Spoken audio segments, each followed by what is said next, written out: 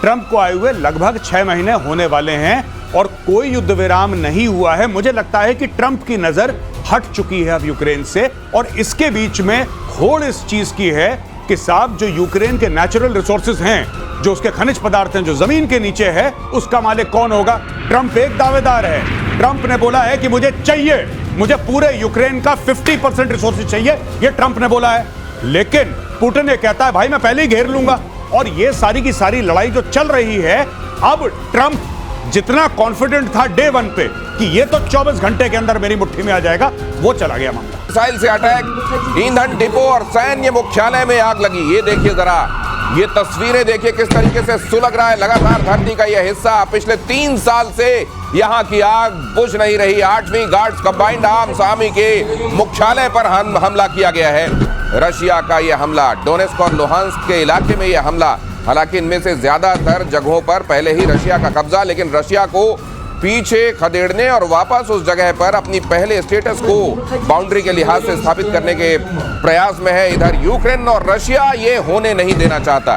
तो अब यहाँ हालात बन किस तरीके के रहे हैं, और ये क्या यहाँ ये आग अब सतत सुलगती रहेगी? क्या ये उस तरह का ज्वालामुखी बन गया है जिसको जो अब बुझने को तैयार दिखाई नहीं दे रहा है? धरती के इस हिस्से के संदर्भ में जानना इसलिए आवश्यक है क्योंकि कभी भी धरती के किसी भी हिस्से में लगी हुई एक चिंगारी पूरी दुनिया को अपनी जद में ले सकती है। मेजर गौरव आर्य मेरे साथ मौजूद हैं, एयर मार्शल पीके श्रीवास्तव मेरे साथ जुड़ गए हैं। रशिया यूक्रेन ठीक 1 महीने बाद, 1 जून को हमने एक बड़ा हमला देखा था, आज 1 महीने बाद, ठीक 1 महीने बाद फिर से ये हमला। ये क्या ये किसी स्ट्रैटेजी का पार्ट आपको दिखाई देता है मेजर गौरव? गणेश भाई, मैं आपको एक बात बताना चाहता हूं कि मुझे ऐसा लग रहा है जिस जोश और खरोश से ट्रंप बीच में आया था कि 20 तारीख को मैं कुर्सी पे विराजमान हूंगा, 21 तारीख को सब गेम खत्म कर दूंगा, अब वो हुआ नहीं। ट्रंप को आए हुए लगभग 6 महीने होने वाले हैं और कोई युद्ध विराम नहीं हुआ है। मुझे लगता है कि ट्रंप की नजर हट चुकी है अब यूक्रेन से, और इसके बीच में होड़ इस चीज की है कि साहब जो यूक्रेन के नेचुरल रिसोर्सेज हैं, जो उसके खनिज पदार्थ हैं, जो जमीन के नीचे है, उसका मालिक कौन होगा? ट्रंप एक दावेदार है। ट्रंप ने बोला है कि मुझे पूरे यूक्रेन का 50% रिसोर्सेज चाहिए, ये ट्रंप ने बोला है। लेकिन पुतिन ये कहता है भाई मैं पहले ही घेर लूंगा। और ये सारी की सारी लड़ाई जो चल रही है, अब ट्रंप जितना कॉन्फिडेंट था डे 1 पे कि ये तो 24 घंटे के अंदर मेरी मुट्ठी में आ जाएगा, वो चला गया मामला। तो एक तरफ उधर तेल के बारे में आप यही सुनते हैं कि असल में जब भी वहां उथल पुथल होती है, अमेरिका उधर तेल पर निगाह लगाए रहता है, इसलिए ऐसा होता है। और यहाँ रेयर अर्थ मेटल के बारे में यही सुनने को मिलता है। क्या वाकई ऐसा है? रूस में मिसाइल प्लांट में भी जबरदस्त विस्फोट, सतह पर क्या चल रहा है जरा एक बार फिर से देखिए। कुपोल के पास इंजवेक प्लांट जो है, वहां ड्रोन अटैक की आशंका, कोर मिसाइल प्रणाली का होता है उत्पादन। इजेप्स हवाई अड्डे पर भी आवागमन बंद। तो चलिए रशिया की तरफ भी काउंटर अटैक हम देख रहे हैं। सर ये जो चल रहा है, ये कब तक आप और चलते हुए देखते हैं? अनंत काल तक? दिनेश, मुझे तो अब ये हवन कुंड टाइप लग गया है। हाँ। जिसकी मर्जी आते, यूरोप से उन्होंने कुछ सामान दे दिया, उन्होंने वहां फोड़ दिया, इधर से रशिया ने कुछ सामान लिया, फोड़ दिया। ये हवन कुंड टाइप बन गया है, और इसको बनाने की जिम्मेदारी जितनी की पुतिन की है, उससे उतनी भी यूरोपियन कंट्रीज की भी है और अमेरिका की भी है। क्योंकि जब तक बैलेंस ऑफ पावर ऐसा रहेगा, जो दूसरा आदमी सोचता रहे कि मैं जीत सकता हूं, मैं बचा सकता हूं, तब तक लड़ाई चलती रहती है। जब इम्बैलेंस में कुछ गैप आएगा, जब किसी को लगेगा नहीं मैं हार सकता हूं, और ये सोचना कि रशिया को हरा देंगे, अगर ये यूरोपियन रणनीति है तो हो नहीं पाएगा। अटैक इजेप्स पर अटैक मतलब रशिया के मिड में जाकर अटैक तो होंगे जब इतना सहारा मिलेगा। आप एक तरफ देखिए, जितनी कंट्रीज इन्वॉल्व हैं, अगर इनकी जीडीपी लीजिए तो हाफ ऑफ द वर्ल्ड की जीडीपी है उनकी, वो क्या जिसको हम बोलते हैं ना टोटल जीडीपी, आप मानते हैं $100 ट्रिलियन, तो इन सबकी मिलाकर के करीब $50 ट्रिलियन है। लेकिन सर वहां पर लड़ रहा है रशिया। अभी वहां एक सर्वे हुआ है, यूक्रेन में एक सर्वे हुआ है जिसमें 56% लोग ये कह रहे हैं कि भाई साहब ये युद्ध खत्म करो, जहां तक बॉर्डर जहां पर रशिया है ना वहीं पर रोक दो, लेकिन अब युद्ध खत्म करो। लेकिन 21% लोग कहते हैं कि पहले वाला बॉर्डर हमको चाहिए, तब तक लड़ते रहो। देखिए साहब, साफ सीधी बात है जो आपने बात करी है इस सर्वे की, और जहां तक पूरे यूरोप की बात है, यूरोप को एक पपलू मिल गया और वो पपलू यूरोप की तरफ से लड़ रहा है रूस से। यूरोप का यह फायदा है कि जब तक यूक्रेन लड़ रहा है रूस से, रूस को वहां पे रोका जा रहा है यूक्रेन के बॉर्डर पे, और पिछले 3 साल से तो यूक्रेन रोक ही रहा है। दूसरी चीज, अगर यूक्रेन गिरता है तो फिर गाज इनके ऊपर गिरेगी, जो कि यूक्रेन के पीछे। और यूक्रेन कहां है दोस्तों? यूक्रेन है ईस्टर्न यूरोप में। Ukraine is part of eastern Europe. तो अगर यूक्रेन गिरता है तो फिर रूस घुस जाएगा यूरोप के अंदर। ये चीज है, तो इसको फंड करते रहो। जहां तक बात ये है 22% 25% लोगों की जो ये कह रहे हैं कि नहीं साहब लड़ो लड़ो लड़ो, वही ज़ेलेंस्की की कॉन्स्टिट्यूएंसी। मेजर गौरव, उसी सर्वे में एक और बात सामने आई है जी। कि बहुत सारे लोग कह रहे हैं कि अगर लड़ना भी है ना तो वैलेरी जालुजनी है, उनको ला दो सामने, इनको हटाओ। ये कह रहे हैं कि इसको हटाओ, अब ये नहीं चाहिए, वैलेरी जालुजनी को ला दो, वो पहले सेना संभाले हुए, वो कर लेंगे काम। देखिए साहब, साफ सीधी बात है, सेमर हर्ष एक बहुत बड़ा नाम है जियोपॉलिटिक्स का, बहुत बड़ा नाम है। सेमर हर्ष का आर्टिकल मैं रिक्वेस्ट करूंगा ऑडियंस से जाके देखिए, जिसमें सेमर हर्ष ने CIA की रिपोर्ट को कोट करा है और यह बोला है कि ज़ेलेंस्की पैसे खा गया और ज़ेलेंस्की ने जितना इसको एड दिया था अमेरिका ने, पता नहीं आधा खाता है आधा पीछे डालता है, और ये और इसका मंत्रिमंडल सबसे करप्ट मंत्रिमंडल है। ये सेमर हर्ष की रिपोर्ट है। ये कुछ भी नहीं वहां बचा है, वहां डेमोक्रेसी की बात करते हैं, सारे पेपर्स बंद हैं, सारी पार्टीज बंद कर दी गई हैं, सब बैन है, सिर्फ ज़ेलेंस्की ज़ेलेंस्की ज़ेलेंस्की। तो ज़ेलेंस्की न सिर्फ वहां करप्शन की प्रतिमूर्ति बनते जा रहे हैं, बल्कि अपने घर में वहां पे लोग कहने लगे अब इनको हटाओ। ईरान के फोर्डो एटमी प्लांट पर हलचल, अगली खबर देखिए। ईरान में फोर्डो पर अमेरिका ने बॉम्ब गिराया था, आपको याद होगा, मिडनाइट हैमर। 22 जून को अमेरिका ने प्लांट पर किया था हमला। सैटेलाइट इमेज में मूवमेंट का खुलासा हुआ है। पहाड़ी के नीचे बुलडोजर ट्रक वगैरह दिखे हैं, प्लांट के गेट पर निर्माण से जुड़ी मशीनें। जरा बिग वॉल पर दिखाइए इसको, और सर ये पिक्चर्स अगर आप लोग एक्सप्लेन कर पाए, ये सैटेलाइट इमेज जरा इसको पूरे में दिखाइए। ये मेरे को यहाँ ब्रेकिंग नहीं, यहाँ पर आप पिक्चर डालिए, ये देखिए। ये फोर्डो खैर पहचान में नहीं आ रहा है, ये फोर्डो जैसा लग रहा है लेकिन है फोर्डो। अब ये फोर्डो जो है इसमें सब तो फूटा पड़ा है, यहाँ ट्रक बुलडोजर पहुंचने का मतलब क्या है सर? यहाँ मुझे लगता है कि ये कोशिश ये कर रहे हैं क्या हम अंदर जा सकते हैं, लेकिन मुझे नहीं लगता ये अंदर जा सकते हैं। क्या हमारी इस वक्त वहाँ जो सिचुएशन होगी, ये समझ लिया न्यूक्लियर की फैक्ट्री है, तो फैक्ट्री में कुछ साबुत बचा है क्या? साबुत बचा नहीं होगा, जो हुआ है सब कुछ गिर गया है। ये यहाँ क्यों गया है, क्या ढूंढने के लिए गया है, इसको हमें ढूंढना पड़ेगा। ये तो ऐसा लग रहा है जैसे फॉसिल, किसी चट्टान में फॉसिल नहीं दिखाई देते, बिल्कुल फॉसिल की तरह दिखाई। ये फोर्डो तो लग ही नहीं रहा है, ये फॉसिल जैसा लग रहा है। और इस फोर्डो जाने के लिए जो रूट है वो भी ऐसे चक्राकार है और नीचे जाता है क्योंकि गड्ढे में है ये। मुझे वो याद आ रहा है कि जहाँ जला है जिस्म, दिल भी जल गया होगा, दिल भी जल गया होगा। देते हो अब राख जुस्तजू क्या है, अब यहाँ जुस्तजू चल क्या रही है, हो क्या रहा होगा सर मेजर गौरव? पता नहीं, मुझे ऐसा लगता है कि कुछ, वैसे ट्रम्प बता सकते हैं, ट्रम्प बताते हैं ना कि वहां ट्रक क्यों गए थे, मजदूर लेके गए थे, क्या गए थे, उनके पास ज्यादा खबर रहती है। हो सकता है वो 3 दिन बाद बताएं कि हाँ गए क्यों थे बुलडोजर।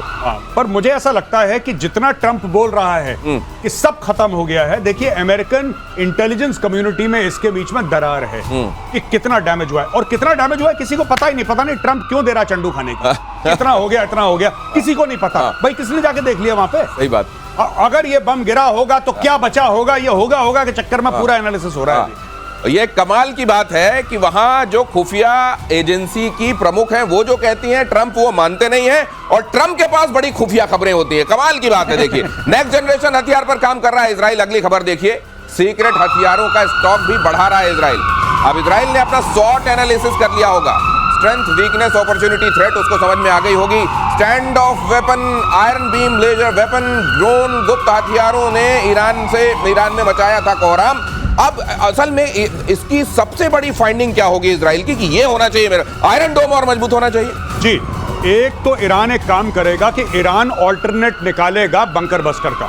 अच्छा, जैसे भारत ने निकाला और अमेरिका का मुंह ना देखना पड़े। जी जैसे आपने कल कवर करा था। अरे आपने कल बोला और आज वो खबर सब जगह है, और इसके लिए आपको बधाई। ये आपने कल ही बता दिया था कि अग्नि में नया एक्सपेरिमेंट हो रहा है जिसमें बंकर बस्टर के तौर पर, अच्छा ये भी है कि हमको कोई बॉम्बर नहीं चाहिए होगा, हम यहीं से उसको मारेंगे और वहां जाकर यही खास बात होगी। एयर वाइस मार्शल पीके श्रीवास्तव कहते हैं कि ये हम रॉकेटरी में सबसे अच्छे हैं चीजों को उछालने में, तो यहां से उछलेगा और उधर जाके, हाँ अपनी बात कही सर। जी, तो बेसिकली क्या था कि जैसे भारत ने करा 5000 किलोमीटर रेंज की अग्नि का आपने रेंज कर दिया 2500, और आपने उसमें 7.5 टन उसके अंदर हाई एक्सप्लोजिव डाला।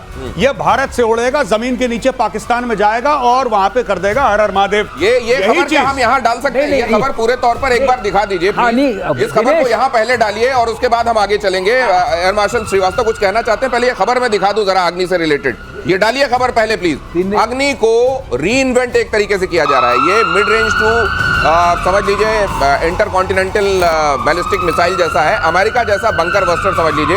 अग्नि 5 का 2 नया वर्जन डेवलप किया जा रहा है। 100 मीटर नीचे तक विध्वंस की क्षमता होगी इसमें।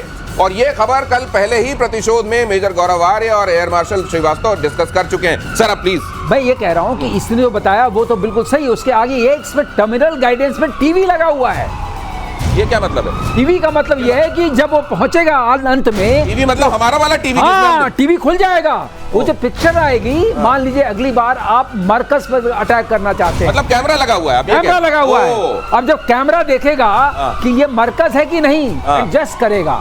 ये मरकज वाला गुंबज है, देख। अच्छा अच्छा अच्छा अच्छा, ये एआई वाला जैसा कुछ होगा। एआई वाला पिक्चर पड़ी हुई है, आपने कहा इसी पर मारना है। लास्ट में वो खुल जाएगा कैमरा और देखेगा, मैच करेगा, जो है उसी पर मारेगा। ये अपने दर्शकों को समझा देता हूँ, जैसे आपने स्निफर डॉग देखा होगा ना, स्निफर डॉग को कुछ सुंघाया जाता है और वो महक कहाँ से आ रही है वहां दौड़ जाता है उस पर। तो उसी तरीके से इसको तस्वीर दिखा दी जाएगी, जाओ अब इसको नष्ट कर दो और वो हो जाएगा। मेजर गौरव आर्य, इसके लिए हमको बॉम्बर भी नहीं चाहिए। सबसे अच्छी बात तो ये कुछ नहीं चाहिए। और सबसे बड़ी बात मैं आपको दावे के साथ कह रहा हूं कि इजराइल यही काम कर रहा है। आज मैं आपको प्रिडिक्शन करके दे रहा हूं, इजराइल यही काम कर रहा है, क्योंकि इजराइल की सबसे बड़ी सीख, आपने पूछा क्या थी लड़ाई से, सबसे बड़ी यह सीख थी कि अमेरिका एक मूडी सुपर पावर है।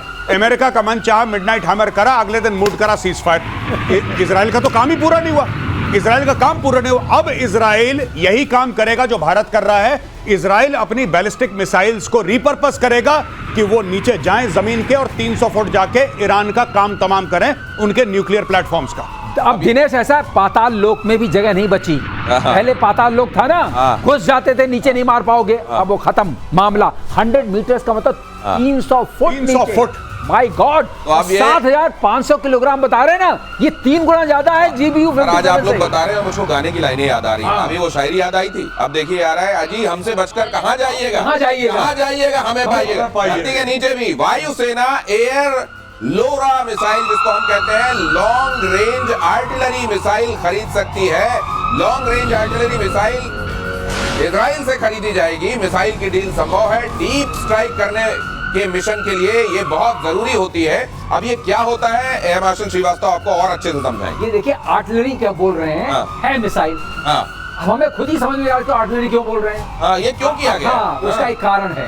अगर आप MTCR वाले नहीं हैं, MTCR मतलब मिसाइल टेक्नोलॉजी कंट्रोल रेजिम में आपने साइन नहीं किया है। अच्छा, तो आप बनाइए मिसाइल का ये आर्टिलरी। अब मैं बेच सकता हूँ, सामान कुछ, लेबल कुछ। तो ये इसके अंदर मारक क्षमता बहुत ज्यादा है। जैसे आप वो देखते हैं ना सोडा का विज्ञापन, सोडा वाला विज्ञापन एक्चुअली किसका विज्ञापन होता है आपको मालूम होता है। इसी तरीके से यहाँ नाम बदल गया है कि भाई हम तो बना ही नहीं रहे मिसाइल, हम तो आर्टिलरी बना रहे हैं। बहुत अच्छी बात है। 450 किलो है इसके अंदर। अच्छा, वो जो मारक वाली चीज है, कहते हैं 400-500 किलोमीटर तक जाके मार देती। Air to air, air to air. अच्छा, एयर टू ग्राउंड जाएगी। अच्छा, ग्राउंड जाएगी, क्योंकि बहुत, मैंने आपको बताया था ना, इंटरसेप्टर मिसाइल जो जाती है इंटरसेप्ट करने के लिए, उसमें जरा एक्सप्लोजिव कम होता है। अच्छा, 10 किलो 20 किलो। और जो नीचे मारती है उसमें 400 किलो 500 किलो, 1000 किलो। जैसे ये वाली जीबीयू, वो समझ लीजिए कि जैसे तीर से तीर टकराता है, जो नष्ट करता है ना इंटरसेप्टर वाली, वो उसमें बस इसको नष्ट करना हवा में, उसमें ज्यादा बारूद नहीं चाहिए। लेकिन जो नीचे गिरेगी जमीन पर, बड़ा डिस्ट्रक्शन करना, वहाँ बारूद ज्यादा चाहिए। इसके अंदर 450 है। तो खुद ही समझ नहीं आ रहा इसका नाम आर्टिलरी रखे। फिर मैंने जानने की कोशिश की, तो MTCR समझ में आया। उसके चक्कर में लेवल कुछ आपने सही समझा दिया। मिसाइल टेक्नोलॉजी कंट्रोल रिजीम, जिसने साइन किया है वो लोग बना सकते हैं, जो नहीं साइन किया हुआ है वो बनाए मिसाइल, आर्टिलरी नाम से बेचे। ये इसका सरलीकरण हो गया। ब्रह्मोस 2 बहुत ताकतवर बनाने की तैयारी में भारत। अगली खबर, रूस की हाइपरसोनिक तकनीक से हो सकता है लैस। 3 M22 जिरकॉन मिसाइल वाली टेक्नोलॉजी लग सकती है इसमें। ब्रह्मोस 2 की गति और क्षमता होगी बढ़ोतरी। भारत रूस मिलकर बना रहे हैं क्रूज मिसाइल ब्रह्मोस 2। अब ये क्या है मेजर गौरव, ये तो मैं एयर मार्शल श्रीवास्तव से जानूंगा, लेकिन अब ये जिरकॉन वाला जो दहशत है वो इसमें हुआ करेगी जी। तो अभी ब्रह्मोस का ये चक्कर है कि जो ब्रह्मोस एरोस्पेस कंपनी है वो कह रही है कि एक इसकी मारक क्षमता और होनी चाहिए। अच्छा, यानी कि अगर 300 किलोमीटर तक मार रही है तो 800-900 तक मारेगी। दूसरी चीज ये हल्की होनी चाहिए। तीसरी चीज इसकी गति जो है, अभी जो 3 टाइम्स स्पीड ऑफ साउंड है वो 7 टाइम्स 8 टाइम्स स्पीड, यानी कि ये मिसाइल बिल्कुल शेषनाग, आप समझ लीजिए। एक बार गया तो गया। अच्छा, nobody has any answer। देखिए ना, मैंने वही बात बोली थी, जब पाकिस्तान को पता था कि ब्रह्मोस फायर है। ऐसी बात नहीं कि पाकिस्तान को पता नहीं लगा। और पता लगने के बाद वो ऐसे देख रहे थे जैसे आप लोग हमारा प्रोग्राम प्रतिशोध देख रहे हैं। देख रहे थे बस पाकिस्तान ये आ रहा है, अच्छा आ गया, वेरी गुड, ये चक्कर है। तो पाकिस्तान देख रहा था, अब पाकिस्तान और तेजी से देखेगा। लेकिन ये जो बनेगा खतरनाक, और ब्रह्मोस को 4-4 सुखोई के ऊपर टंगेंगे। अभी एक टंगता है 1 सिंगल, अब ये 4 टंगेंगे सुखोई के नीचे और फिर इससे मारा जाएगा। एक चीज और बता दें, बहुत जानने वाली थी, आखिरकार हम इंडिजिनस कैसे बनाएंगे। हम पहले ये रैम जेट, एक बार हमने कहा था राम, रैम है, रैम ये और स्क्रैम, स्क्रैम, ये सुपर कंबस्टिव रैम है।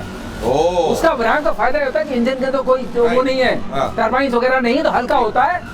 ये हाइपरसोनिक स्पीड देता है, ये हमारी अपनी क्षमता है डीआरडीओ की। अब ये मार पड़ेगी, पहले से ज्यादा पड़ेगी और पहले से तेजी से पड़ेगी, ये समझ लीजिए। और दुनिया में हाइपरसोनिक मिसाइल बनाने की होड़ चल रही है।